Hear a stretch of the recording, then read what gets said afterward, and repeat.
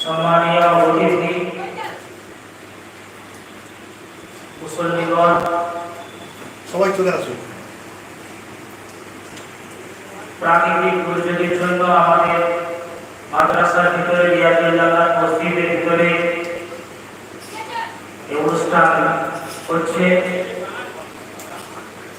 যারা বাইরে রয়েছেন ভিতরে চলে আসুন, যারা এখনো আসেননি আপনারা মেহরবানি করে চলে আসুন। কিছু সময়ের মধ্যে আজান হবে, আজানের পরে জুমার নামাজ, তারপরে তাবারুকের ব্যবস্থা রয়েছে। আপনারা দূর দূরান্তে না থেকে আপনারা এখনই চলে আসুন।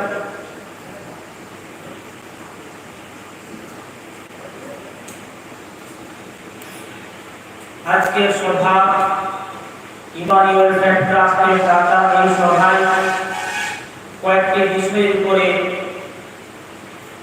কয়েকটি বিষয়ের কর্মসূচির উপরে আমাদের এই জনসভা ছিল। তার মধ্যে প্রথম হচ্ছে সারা দেশে নারী নির্যাতনের প্রতিকার ও ন্যায় বিচারের দাবি, অর্থাৎ সারা বিশ্ব, সারা দেশ, রাজ্যে সর্বত্র নারী নির্যাতন হচ্ছে বিভিন্নভাবে। বিশেষ করে যদি আমরা দেখি আরজিকর মেডিকেল কলেজের একটি ছাত্রী, তার উপরে যে ধরনের নির্যাতন, তার উপরে যে ধরনের নির্যাতন নিপীড়ন করা হয়েছে, এর বিরুদ্ধে আমরা প্রতিবাদ জানাই এবং তাদের শাস্তি হওয়া উচিত। যারা আরজিকর মেডিকেল কলেজের ছাত্রীর উপরে ধর্ষণ, খুন এবং নারকীয় কর্মকাণ্ড করেছে, তাদেরকে গ্রেফতার করে দৃষ্টান্তমূলক শাস্তির দাবি জানাচ্ছি। দৃষ্টান্তমূলক যদি শাস্তি তারা পেত, দেওয়া হতো, তাহলে এই ধরনের অন্যায়, নৃশংসতম কাজ, একটা পিশাচের কাজ, আসরের কাজ মানুষ করতে পারত না। দীর্ঘ 36 ঘন্টার ডিউটি দিতে হতো। মহিলাদের আলাদা কোনো ক্যাবিন ছিল না থাকার রেস্ট নেওয়ার জন্য। তাদের দীর্ঘক্ষণ পরিশ্রম করতে হতো। সেই মেডিকেল কলেজের মহিলা, তার উপরে যে নৃশংস অত্যাচার হয়েছে, তার যে সঠিক বিচার আমরা দাবি করছি। তাদেরকে তল্লাশি করে খুঁজে তাদেরকে